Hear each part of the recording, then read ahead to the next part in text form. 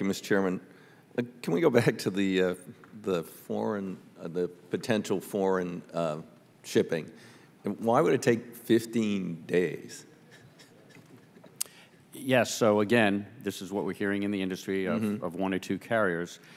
Puerto Rico, having been on the international side of the industry for 30-plus years of my career, Puerto Rico would be a very, very, very small piece of their global supply chain and network.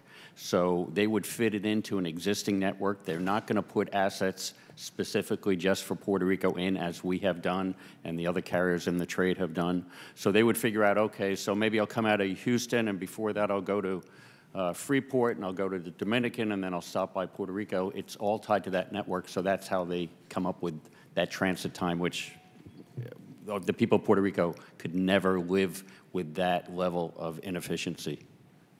Just wouldn't work. Okay, no, that's excellent. So you have built a dedicated fleet to serve Puerto Rico, and that's how you can do a 2.5-day run. Yes, sir. We did the same thing in our Alaska trade. We have two vessels up there that make 2 calls a week, and it's basically the same transit time. Right. But those assets were built specifically for those Jones Act trades. Are the U.S. Virgin Islands covered by the Jones Act?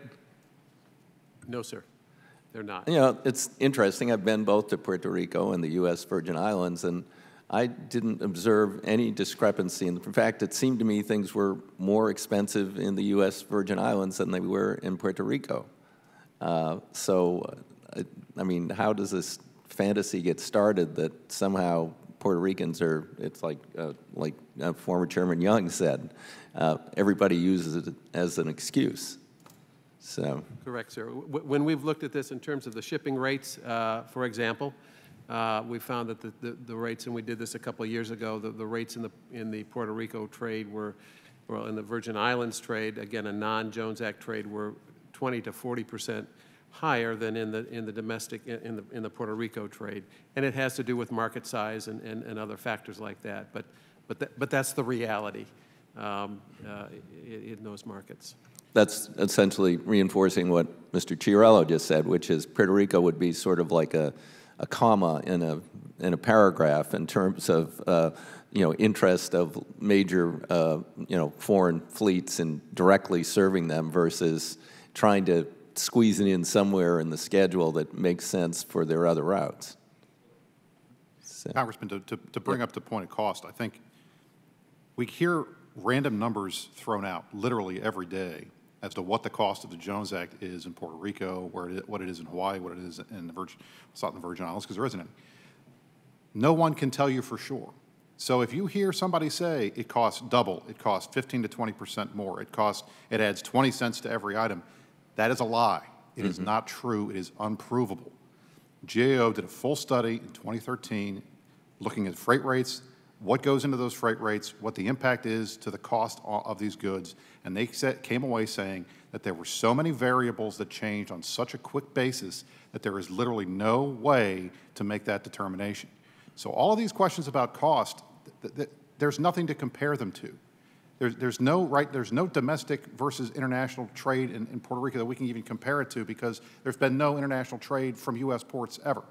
So all of these questions of cost, they're assumptions that are being made by people who aren't taking into account all of the various factors that go into these prices.